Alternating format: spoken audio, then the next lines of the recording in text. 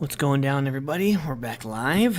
Thank you so much for joining us. Frank Martin's interview was pretty dope. So, Sean, I wanted to record something here. Hold on, let me go and make a new recording Yes, sir. of the episode. I wanted to what's it called? Do how we go. Like Frank Martin will be, he'll leave and then we'll go, and we'll be right back after this short break or whatever with the Bookies podcast or whatever. So, brother. So let me just say that real quick and then we'll start the thing.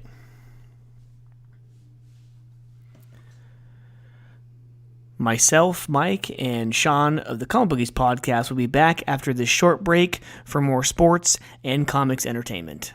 Stay tuned. Okay, there's that.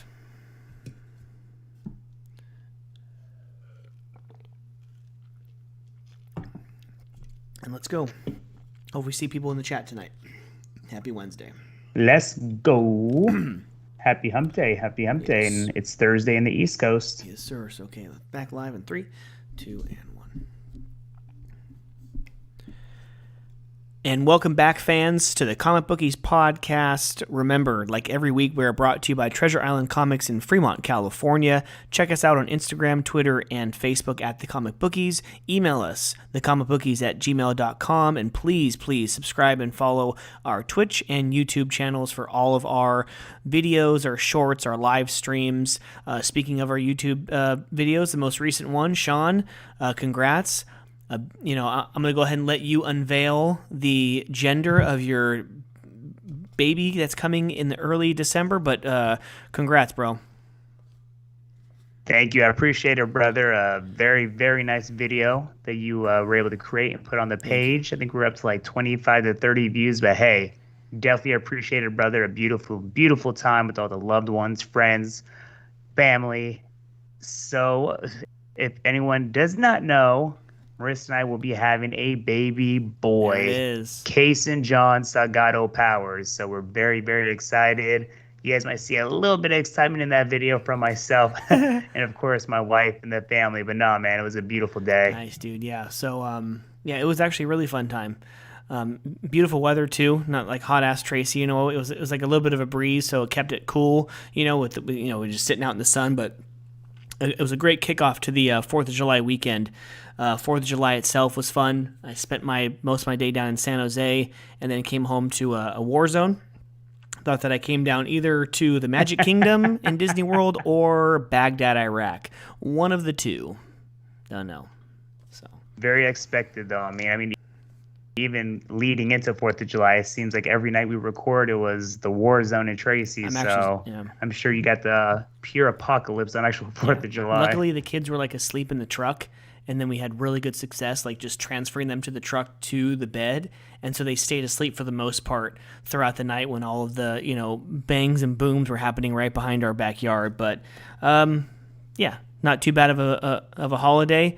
It was nice to get that extra day off too on Monday, celebrate a big day, come home late, and sleep in a little bit. I didn't have to wake up the very next day to go to work, so that was pretty nice. For those of you watching on YouTube and Twitch right now, say hello to the third member of our crew this week, Scarlett Johansson. We'll be, previewing that movie real quick. But Sean, I wanted to come back and get mostly into sports this week after we talked comics pretty much with Frank Martin. But we didn't get to touch on anything that came out today. It wasn't like last week where the stack was very bare. I think I got 3 books. And so this week, I just want to preview some of the books. So here we go.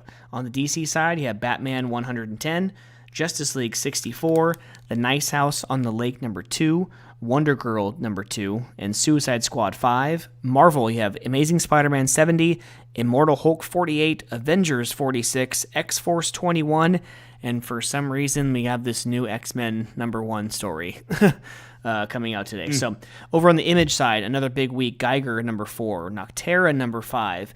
On the Skybound side, you have this, I think it's 10 years of Skybound, so Skybound X #1, Carmen #5, and this new story, Ordinary Gods #1. Aftershock has Baby Teeth #19 and Out of Body #2. Over on the Dark Horse side, leading up to the show, the new animated show by Kevin Smith, Masters of the Universe Revelations #1 starts today. Boom Studios gives us Basilisk, number 2, Buffy the Vampire Slayer 27, and Wind, number 8. And one of our favorite small publishers, AWA Artists, Writers, and Artisans, from Frank Cho today, Fight Girls, number 1. Sean, pretty much, just real quick, I'm really excited for Nice House on the Lake, number 2, just to continue that story.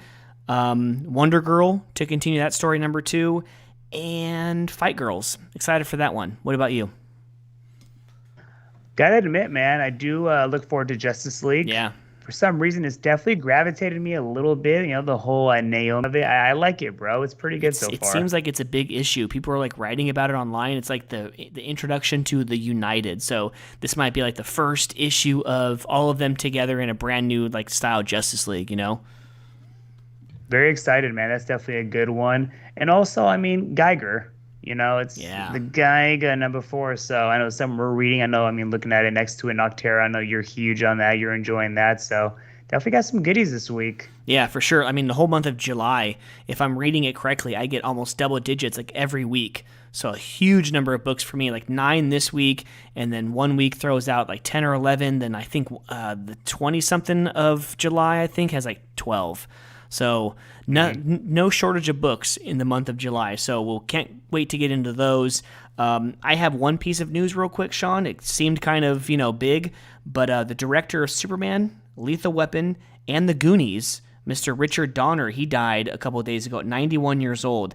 When I read the article, it did not give a specific reason how he died. He also helped produce the 2000s X-Men movies and its prequel, X-Men Origins Wolverine. So R.I.P. to Richard Donner. Huge, movies in not just my lifetime, but even my parents back in the 70s with Superman. Crazy, bro. I seen that. Yeah, I didn't see a cause for it. And I guess also adding to that, Robert Downey's his father died today. Oh, wow. Jeez. Yeah, but I know he, I guess, was a big-time director, I want to say, back in the day. So, another sad one. Sucks, man. I mean, that's all the news I have for this week, too. And then real quick, before we get into sports, Department of Truth that I read last week was pretty good. I'm about 75% of the way done with this huge 80-page Infinite Frontier Secret Files. I think it's just Director Bones going through, different stories of all the people that we saw in Infinite Frontier number 1, like Obsidian, and I think there's Roy Harper's in it, stuff like that. So, but one I did want to profile is I read it like the day I got it, like Wednesday or Thursday. But this Power Rangers Unlimited Edge of Darkness by our friend of the show, Frank Gogol. For not being a Power Rangers reader and just not being involved in anything Power Rangers since I was like 8 or 9 years old watching the TV show. That was a damn good story. It was very good. It was like all filled into like one book. And I will say that, I mean, I don't know how much we actually want to get into it because I don't know who's actually read it. But I will say, there should be another one. I mean, based on how the ending kind of was. For sure. And what's cool is like he was trying to prevent, he went back in time, he was trying to prevent Rita from being Rita. And that's like the main...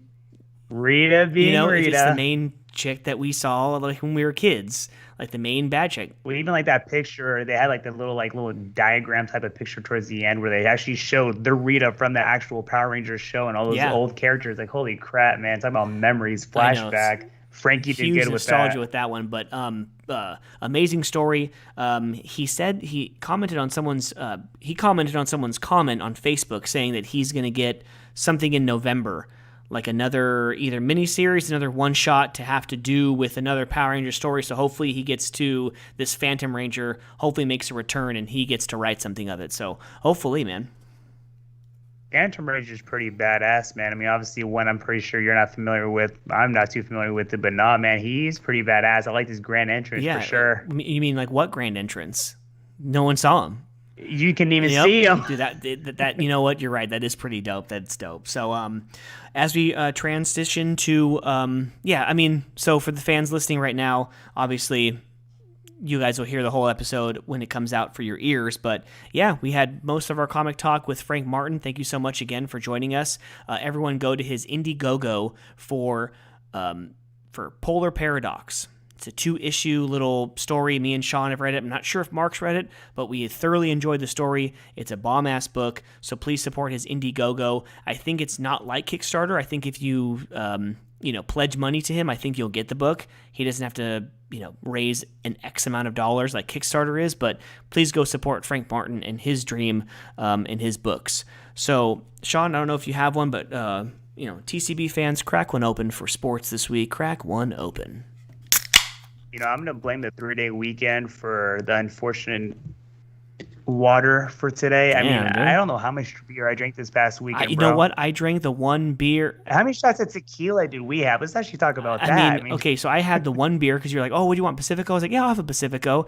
And then throughout the rest of the night, 6, 7 shots, and then like as I'm leaving, I forget something. I had to come back, and then your father-in-law says, "Hey, let's have one more shot." And then, okay, fine. Here's another shot of Jack as I get in the car. So wouldn't expect anything less from good old Johnny boy. But we were fortunate because they were kind of like the smaller little cups. So those 7, 8 shots were probably closer to like 4 shots. So I didn't feel too bad at all the next morning. I was okay, even though I'm not a huge like liquor drinker anymore. I was okay the next morning. Yeah, I made sure it was good tequila, so you weren't going to get a hangover either way. But, what else would you expect for 4th of July weekend? Beer, tequila. And you want to talk about beer and tequila, though, let's talk about, the third comic bookie, Mark. That is the definition of tequila and beer in the beautiful resorts of Mexico. I know, dude. Hopefully a great wedding for Gabe and Michelle. Congrats, guys. And, of course, Mark, the wife Patty, and our baby Lizzie. Hopefully you guys are having a great time out in Mexico, being safe. We'll definitely see you guys back next week. Yes, sir. Okay, let's get into some sports now. So we have one season that has ended as we're recording right now, and we have one season 2 nearing its end right now, and then one that's smack dab right in the middle. So let's do it. So we have the Stanley Cup final is now done. The Montreal Canadiens can't get it done for the country of Canada. They salvaged a game in overtime 2 nights ago, but tonight, Wednesday, July 7th, 2021, your Tampa Bay Lightning are back-to-back Stanley Cup champions. Congrats to them, but they were just too much for Montreal, and I think I've been saying it for a while, Tampa Bay. I think once they lost that first round a couple years ago, where they get swept in the first round by the Columbus Blue Jackets, it was like, that ain't happening. That ain't happening ever again. Hey, that's a trade-off. That's a trade-off I'll take any day, bro. Let me lose a first rounder and win back-to-back Stanley Cups. And what you said last week, I think, it made the difference. They're just bigger and faster. Every time I turned it on, every time I'm watching the game, you just seen the more superior team was Tampa, and back-to-back champs. They get the 4-1 series win. Congrats, guys. Hey, there's no reason why you can't do it again next year. Yeah, no, for real. So just like Boston had it in the 2000s, Tampa Bay the last couple years, they go to the World Series. They win 2 straight Stanley Cups. They have a Super Bowl under their belt. The last couple years have been mighty, good to these Tampa Bay fans. So, going from the ice to the hardwood, the NBA Finals, Game 1 was last night. By the time people watch or listen to this weekend or on Monday morning going to work, at least Game 3 would have already been finished. But the Suns pretty much handled the Bucks in Game 1. What do you think of that game, and what do you think about the series going forward, Sean? Coming from an organization that, they're both small market. I know they're both hungry. Giannis, he looked good yesterday, but we know he's probably not 100%. And that Suns team, man, they're just so damn good. They took like 20 more free throws, so I guess that kind of helped. But, Chris Paul looks great. Ayton played great.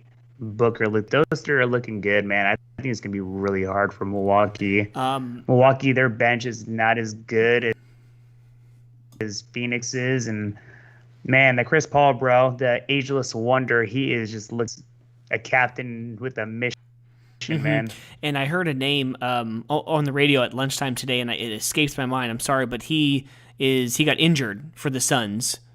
Dario Saric. Yeah, so how is that going to affect the series? Is that going to be a make or break? I think he played 2 or 3 minutes in Game 1, so that's not. But throughout the season, he's playing 10, 12 minutes a game. Is it going to negatively affect the Suns that much going forward? He's definitely one of those Euro style bigs. He's a stretch big, so he can, shoot a little bit more of a finesse player. And I think the big thing he brought was just an extra body. So, when you want to protect Aiton a little bit with fouls or give him a little bit of rest, you could put, Jay Crowder and Saric on Giannis to not slow him down, but just be an extra body, buy some fouls, bump and bruise him a little bit. You also got Kaminsky. So now, I mean, it's almost, in my opinion, kind of the same thing, just plug and play. Kaminsky probably wouldn't have sniffed the court, but now that Sarge is hurt, he'll kind of play the same role, get his 12 to 15 minutes in maybe. He's a stretch big as well. So I don't know. To me, not really that big of a deal, but we will see. I mean, game two, that's going to be a big game for Milwaukee. They definitely got to, like we always say, win-win on the road. So we'll see what Yep, we'll see if happens. Giannis can get it done against the Suns tomorrow, and then we'll see what happens in games 3 and 4 this weekend and going into early next week. So everyone enjoy those games. Today was a great game in the world of soccer. You had England versus Denmark. Denmark almost gets it done. They almost get it done for their teammates, Christian Eriksen, to go to the final, but it is not to be. England takes it 2-1 in extra time, and they're going to the final to be played at Wembley Stadium against the Italians. Sean, talk about today's game. I mean, I was kind of in and out. I had my phone up there, I had the game on, but a lot of chances. I mean, it was kind of unlucky because both of England's goals were, one was an own goal and one was a penalty, and for some it was questionable penalty on Sterling. So what do you think? I think one thing we did learn from that penalty is, I mean, penalty or not, I think they have to kind of do the reverse, is don't call it for VAR to overturn it. You don't call it so VAR will decide it's a penalty. Because, it kind of, I don't know how to explain, but to me, it's just kind of like you couldn't overturn it to not make it a penalty, but you kind of know it wasn't a penalty. It's one of those plays at the end of the game, you pretty much kind of decided the game. Like, come on now, you can't really have a penalty to decide the game unless it's clear cut. So, I mean, I will say that, but no, hey, none against England. They're definitely the better team. I think they posed a bigger threat to Italy. I love the Cinderella story with Denmark. Ericsson, the unfortunate thing that happened to him, and they just, lit a flame under Denmark's ass, and they had a beautiful, beautiful run. But, it's true. England and Italy is a game you want to watch. There is kind of like that Denmark, you don't know what could have happened if that penalty didn't happen, but England was definitely the more dominant team today, and we're getting the finals that, we're kind of hoping for it based on the last four teams in the semifinals. I know you're happy. I mean, the finals coming up now. We got the big dogs. Who do you think's going to win? I know you've watched, the Italians play so far. They've been kind of the story of really all of Europe. They haven't lost in 39 straight Yeah, it's like matches. 32 or 33 or something like that. So yeah, it's gonna be interesting to see if they continue their dominance and their quest for revenge by when they didn't even make the World Cup. But I sure as hell know that my wife is happy because she's half Italian, and then her sister lives in England, so we have a huge following in England and stuff. But I don't know. I kind of want to go, like, if I'm gonna vote with my heart, I would go England, not just because we have family in England, but if you look on the map on our downloads over the last 10 episodes, we have some votes. We have some There it downloads is. from the United Kingdom and not Italy. We've had downloads from Italy before, but that was like a year ago. So you know what? If I'm voting with my head, and from what little knowledge I have of soccer, watching this sport religiously over the last 5-6 years, I would take Italy just to ride the hot hand. They're a hotter team right now. But if I'm going to vote with my heart, I would love to see England hoist that trophy. And it's really funny you say that because I do agree with kind of the instant, like the team that's hot, the team that's playing really well, it's Italy. But seeing what I've seen today, man, that Raheem Sterling is looking like he's back in his Yeah. ultimate prime. He's so damn quick. And talking about players like getting rid of that stigma, he can't score in the big tournaments. Harry Kane has like 4 or 5 goals already. I mean, I don't care if it's from the spot. I mean, you said it best. Show these basketball players how to follow your shot. Yes, with the penalty, you're kind of already running in that I know. direction. But he followed his shot and he scored a penalty. He has like 4 goals, like I said, in this tournament. He's playing good. And all these young players, bro, Mount, he's a young player. Foden, he's a young player. Graylish, like all these guys are wonderful players. So, I mean, I'm not going to definitely, slip anything by England thinking they don't have a chance because they've given up 1 goal this whole tournament and they've looked in great on the offensive side. I mean, Rashford's on their bench. Jadon Sancho's on Yep. their bench. These are stars. So, Hey, bro, I think it's up for grabs. I'm kind of caught in the middle right now, but I definitely hope the English will Yeah. take it. And then when is that game? Is that Saturday or Sunday? It's gonna be Sunday. Okay, so Sunday. So everyone check out that game. Oh, it's Sunday. So is it Sunday at like noon or something? So is it going to be? I think it's gonna be a noon game, bro. I want to say it was noon. I seen earlier that it was Well, on well, Sunday, and then I was I like, don't know. okay, let me If I'm see. gonna have to choose, bro, I'm gonna have to go the next sport that we're watching. Oh yeah, it's soon.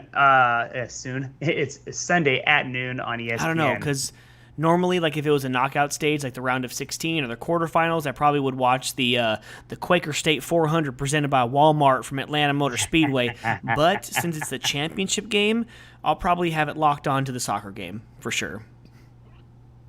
You almost have to, bro. It is a championship, and it's going to be a fun one too. I mean, what we said, kind of going back to the beginning of this tournament, it's tournament time. It is soccer, and for some odd reason, everyone becomes a soccer fan around this time. Rather, it's an excuse to drink, party, or just go Yeah. out. But it's definitely been a fun tournament, For man. sure. And then good thing too is that this is 2021, but this is the Euro 2020, so we get another huge tournament at this time next year for the World Cup. So that's Yeah. pretty awesome. So, yeah, let's hit the pavement, bro. NASCAR is at Atlanta Motor Speedway again, like I said, for the Quaker State 400, presented by Walmart.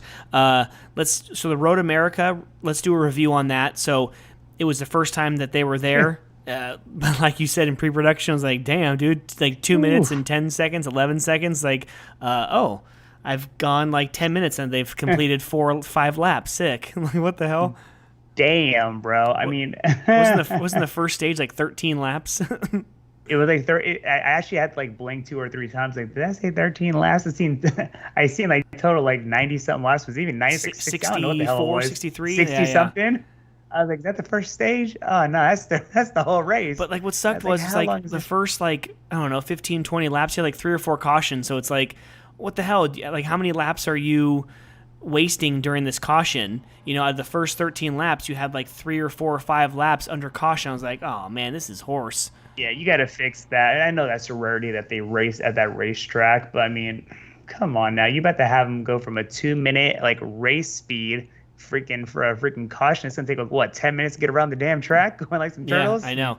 And then you go from a 4 mile 2 minute and 10 second lap to like I think this is a mile and a half. I think this is Atlanta, so you have like a 33 34 second lap. So this is gonna be a good one. This was actually I looked at the stats because I usually look under Kyle Larson first. I usually say, oh, Kyle Larson, how does he do well at this track?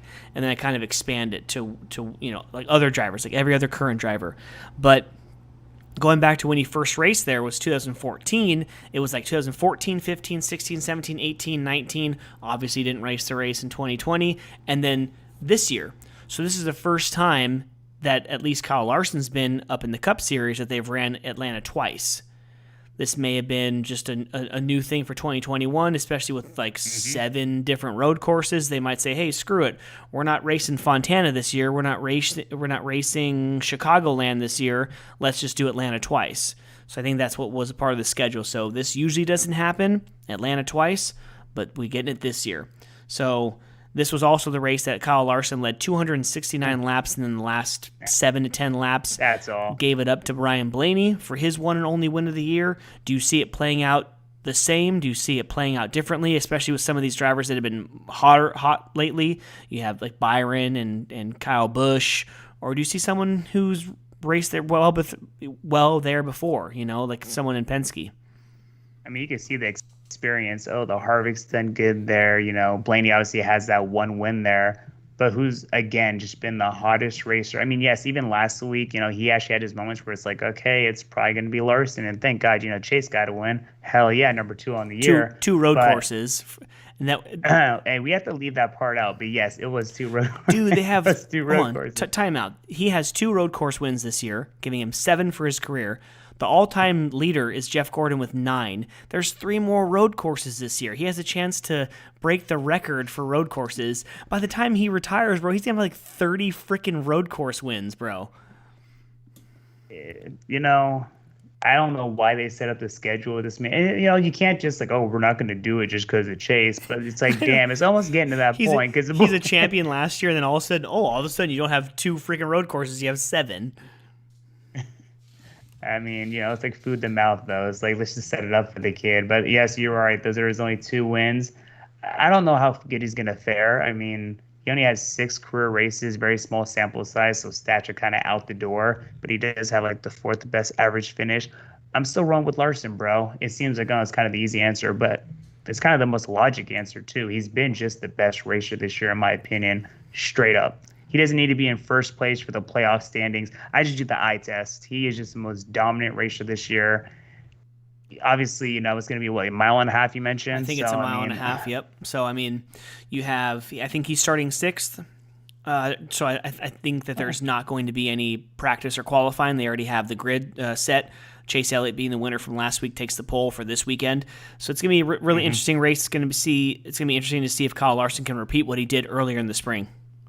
Chase is going home though too. He is a Georgia boy, I believe. Yeah. So this is his home track. So I give him that. And if you want to kind of like shut up the critics, Mike, just the road course wins. I mean, that'd be nice, but it is kind of hard to go against Larson at this point, bro. I mean, even when we were going through some of those playoff standings, you don't realize how good some of these racers are doing. Like Kyle, he is looking good. Kyle Busch this year with 2 wins, and he actually has a good little history here with 2 wins. Even his brother Kurt, he has 3 wins. Yeah, a huge sample size. But I'm interested to see like what a Logano is going to be doing. Someone who like you haven't been hearing too much like the past couple races, but he had his moment this season where he was dominating for a while too. So maybe he can get back on the shrine. But we'll see, bro. Yeah, Logano, I think it was Keselowski. He was the one who was kind of in front of Larson at the very end. So he was about to go a lap down. So he kind of was slowing down Larson to enable Blaney to pass him. I mean, that wasn't the only reason. I think Kyle Larson just kind of lost it, but he finished first place in stage 1, first place in stage 2, and then just something happened. His car just got a little bit slower, so maybe he takes it easy a little bit throughout the race, and then he goes ahead and turns it up for the last 15, 20 laps and takes a win. If I were a gambling man, if there were odds on him having a top 3 or top 5 finish, I would take that in a heartbeat. Maybe I don't get as good odds for a win, and you know what? I may get worse odds for a top 3 and top 5, because that's, you have a bigger chance of getting that, but I would take that for sure. Whatever money, as long as it's not minus money, and it may very well be, but I would guarantee Larson, as long as he doesn't crash or have some kind of engine problem or flat tire like he had at Pocono, I'd almost guarantee him to get a top 5, maybe even a top 3. Oh yeah, if it's plus odds of him placing, that's do you want free money, sir? Yeah. You're almost asking yourself that, so that's definitely a good one. Now looking at, obviously the grid, is there any like sleeper racer you're like, okay, maybe he can make some noise? It is true we're kind of getting closer to the playoffs. And I know we even talked earlier, like some of these racers, if it wasn't for that win, would that guy be in? Well, who is a racer without a win that kind of needs that one to get in? Harvick needs one. Hamlin needs one. Kurt Busch is down there like in the teens, so he could definitely use one. You said that he had a handful of wins, a couple wins there at Atlanta. But man, I just can't get Kyle Busch out of my head.